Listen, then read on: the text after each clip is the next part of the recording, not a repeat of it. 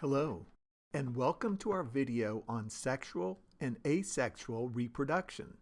These are the two main ways that living things reproduce.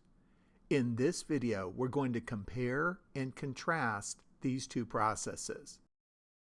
Sexual reproduction involves the fusion of two sex cells called gametes to form a zygote.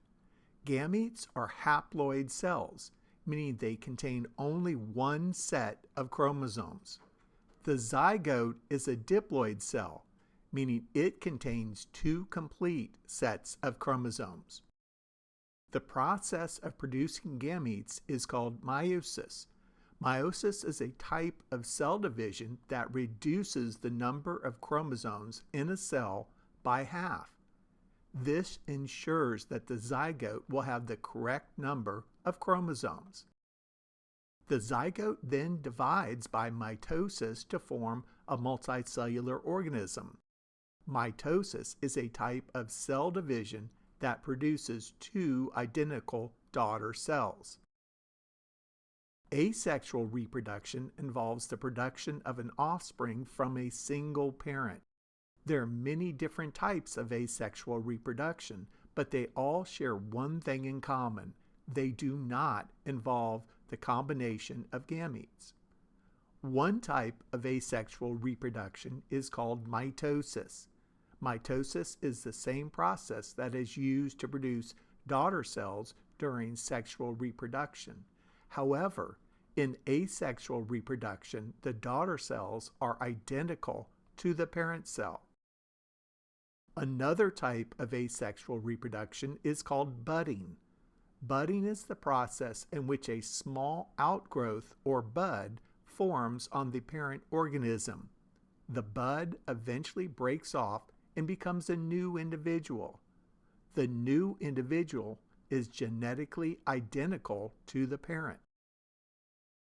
A third type of asexual reproduction is called fragmentation.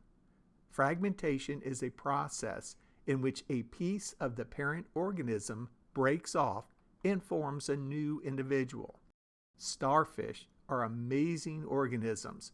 A new starfish can grow from the single arm cut from the parent starfish, resulting in two genetically identical starfish. So, what's the main difference between sexual and asexual reproduction? The first is genetic diversity. Sexual reproduction produces offspring that are genetically different from each other and from their parents. This is because the offspring inherit genes from two different parents. Asexual reproduction, on the other hand, produces offspring that are genetically identical to the parent. Energy. Sexual reproduction requires more energy than asexual reproduction. This is because it takes energy to produce gametes and to find a mate. Adaptation. Sexual reproduction allows organisms to adapt to changing environments more quickly than asexual reproduction. This is because sexual reproduction produces offspring with a wider range of genetic variations. So, which type of reproduction is better? The answer is that it depends on the situation. Sexual reproduction is advantageous in changing environments, while asexual reproduction has its advantages in stable environments. I hope you enjoyed this video on sexual and asexual reproduction. Thank you for watching.